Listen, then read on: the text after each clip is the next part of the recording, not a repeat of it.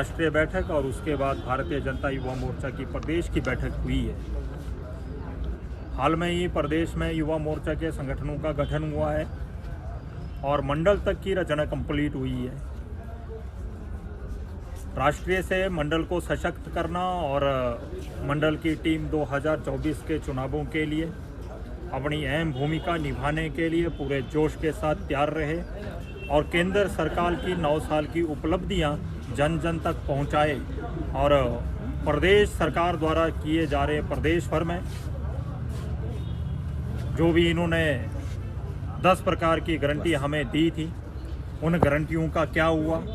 और विशेष रूप से मैं आपको कहना चाहूँगा कि हिमाचल के युवाओं के साथ बहुत बड़ा धोखा हुआ है। इन्होंने कहा था कि हम पहली कैबिनेट में 5 लाख नौकरियां देंगे और पहली कैबिनेट में ये हम करने वाले हैं कि हर साल 1 लाख नौकरी हम देंगे। तो साल पूरा निकलने को आ गया। क्या पहली कैबिनेट साल के लास्ट में होती है? और अभी तक युवाओं के साथ ना तो कोई नौकरी की बात हुई है, ना कोई नौकरी दी है। और मैं आपको बता दूं, जहां से युवाओं को नौकरियां प्राप्त होती, वो चाहे हमीरपुर जाइन बोर्ड है, बंद कर दिया है। प्रदेश भर में अनेकों विकासात्मक कार्य के लिए जो खुले थे ऑफिस, उनको बंद कर दिया।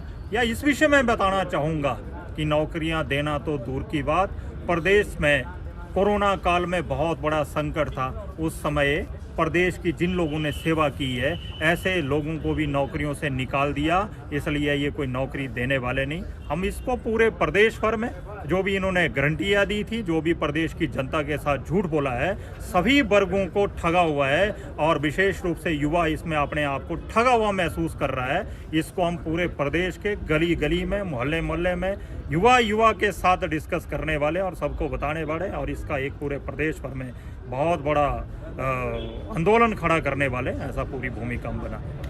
लोकसभा चुनाव ये मेरे को लगता है कि पूरी दुनिया का भविष्य तय करने वाला है और आज पूरी दुनिया भारत की ओर आशा भरी नजरों से देखती हुई नजर आती है।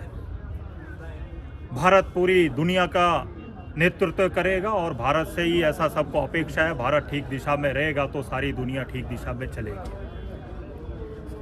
और देश के यशस्वी प्रधानमंत्री 2024 में कोई किसी को शंका नहीं है, पुनः देश के प्रधानमंत्री बनेंगे। और युवा मोर्चा भी देश में जो परिवर्तन 9 वर्षों में हुए हैं, वो युवाओं की दिशा में है, बुजुर्गों की दिशा में है, बागबानों के साथ है, महिलाओं के साथ है। जो भी सभी वर्गों के लिए केंद्र से अनेकों प्रकार की लाभार्थी योजनाएं आई है और उसमें अनेकों काम मोदी सरकार के कार्यकाल में हुए हैं। और हमारे देश के यशस्वी प्रधानमंत्री नरेंद्र भाई मोदी जी अनथक देश की जनता के लिए, देश के लिए दिन रात जागते हुए और अनेकों काम किए। उन सारी 9 साल की उपलब्धियों को हम जन जन तक पहुंचाने वाले हैं और कहीं उन लाभार्थियों से योजनाओं से कोई रह गया होगा, उस योजना का लाभ उनको प्राप्त हो जाए, ऐसा भी युवा मोर्चा करने वाला है। और जैसे कहा कि मंडल सशक्तिकरण के नाते भी युवा मोर्चा अपने संगठन को मजबूत करते हुए अनेकों काम जमीन स्तर तक लेके जाने का काम करेगा।